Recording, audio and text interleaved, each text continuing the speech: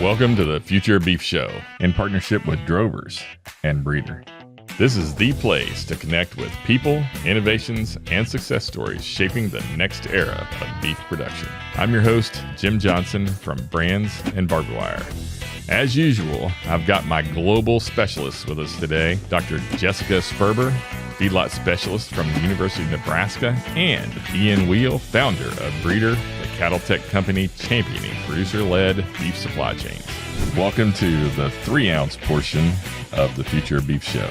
I'm your host, Jim Johnson, and I've got Ian and Jess with me again today. And again, we're back with Dr. Engle, and we're going to do a 3-ounce portion of assuming that calving season is approaching. A lot of people are calving now. So we're just going to do is maybe some quick thoughts around calving and how we can improve calving since we're in the middle of it. So Ian, what do you think? Well, look, I'll give a data perspective, and I think it's, for me, it's the most important part, right? Like, this is the start of the animal's life. This is when the data collection starts on this animal, if you can do it. And I think, for those people that are calving and wanting to and are collecting data at birth, that's a pivotal start. Link it to the dam, then you've got calving performance against that dam. So you can start to now look at it. But while you're there, it used to be it was only seed stocks would collect udder scores and things like that. Do it. If you're wanting to then think about how you cull your cows or sit at a desk and start to think about culling, now's the time to prepare yourself for that when it comes around to next year. It's not just if they get bred. And so that's really important. But also just from an inventory perspective, capture that calf. And then with that calf, you'll now know what you've got to market in the next 6 months. And so you're already starting to do your budgeting, do your accounting, like all of that can come off that just collecting that calf right now. Now, if you want to push it further, and you'll probably talk about genomics and EIDs and, there's other things you can do if you want to push it further right now at calving, and then, try and capture a weight again at branding or weeding that feeds on. But if you're not capturing at birth, even then, try and recognize which cows have calved, have a look at them from a distance and try and assess them at calving in terms of mothering ability. Like, all of that data can be captured now if you're out there in the field. So, from my side, just no better time than starting now, because it's the start of the life. Yep. Taylor, anything from a health perspective on those newborn calves? Yeah, I think Ian makes some really good points on the data collection side, and I think they kind of go hand in hand.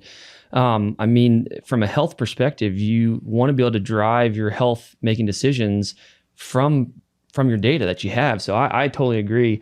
The first chance you can to get that data collected, that's what's going to allow you to start looking at your herd or looking at the health of the animals and start making decisions. So one, I think just start if you're not putting RFIDs in, or just start with something. Just start getting numbers down. Just start making one small change to get that data collected. And then two, I think the other thing is just be prepared for the worst case scenario. A lot of times I want producers to be more proactive instead of reactive, right? So if we know from a weather standpoint, what the weather's going to look like, let's be prepared going into the weekend. Let's make sure we have all the calving supplies we need, and let's make sure we have the help we need if we need that. I think that's a big part of it, is being ready for worst case scenarios. Yeah, great.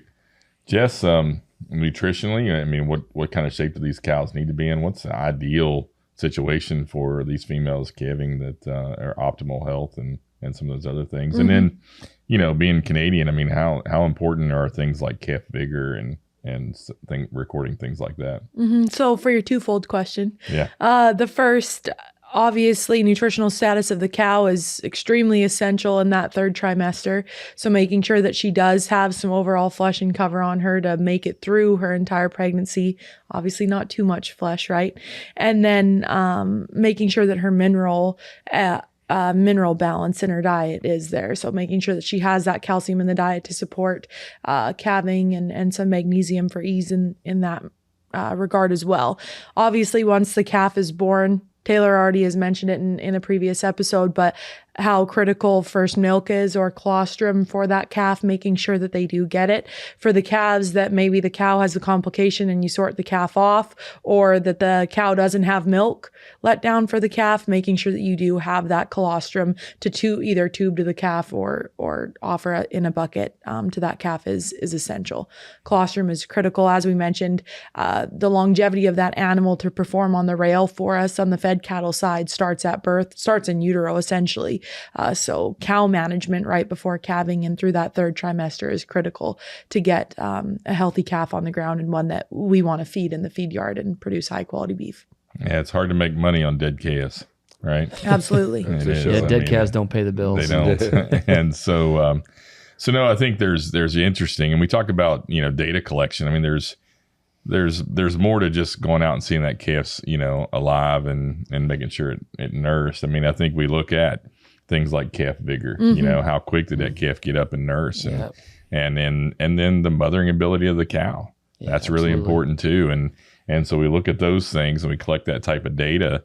And then there's always genetic components to that.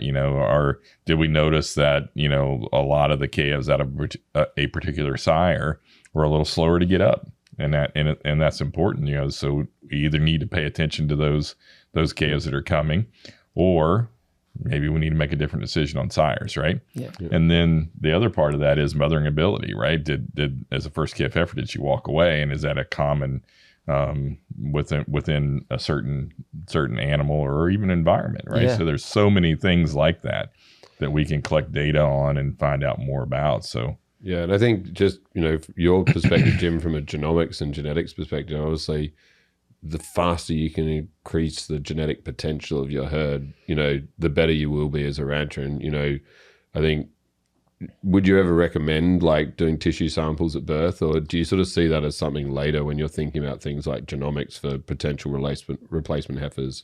Yeah, I think it's important to if you are doing taking a tissue sample at birth, make sure the calf's cleaned off at first, because we can get some contamination through amniotic fluid. Yep. And so if you're going to do that and take a tissue sample, it needs to be, the calf needs to be fairly dry. And so it depends on when you're putting your hands on the tag and some of those things. If that's not convenient, then branding obviously is important. But the other thing we see a lot of times, in especially larger operations or calving barns and some things like that, is cows will switch calves. Mm-hmm. Yep. And so we see some of that. So when you look at a genomic profile on your replacements or on your steers or whatever, part of that accuracy is also making sure that calf's out of the right sire and out of the right cow. Yeah. Because now if it's a poor performing animal, you want to make sure your data is right. Yep. And having accurate data is as important as having data, right? You need to make sure it's right. And so we can do that. And I think just, for a lot of producers, if you're not used to taking data or collecting it or doing things, just pick something that's easy. Like you said, that's, convenient, right? Don't try and make it hard or complicated. But if it's just the record keeping, if you can do something to improve that, it allows you to make better decisions on, hey, this calf, I think it got colostrum, I think it got this much, or this is what it is. That helps tell the story.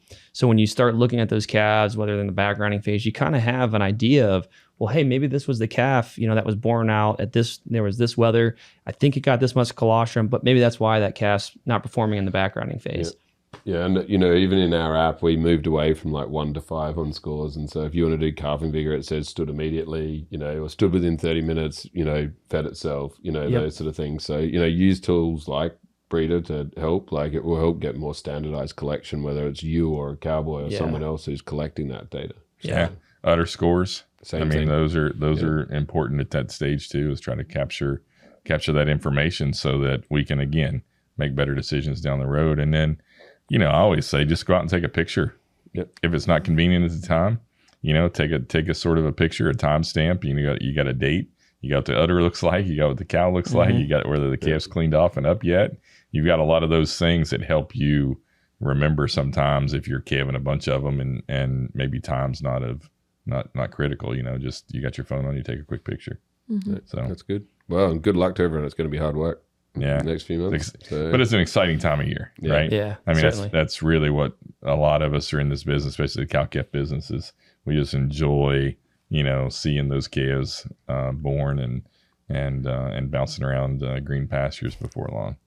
Thanks for tuning in to today's episode of the Future of Beef show. Don't forget to check us out at thefutureofbeef.com with a free trial to Breeder app to take your operation to the next level. If you're enjoying the show, be sure to subscribe, share it with your friends, and leave us a review. We'd love to hear your feedback. Until next time, keep your boots on the ground and keep your eyes on the future.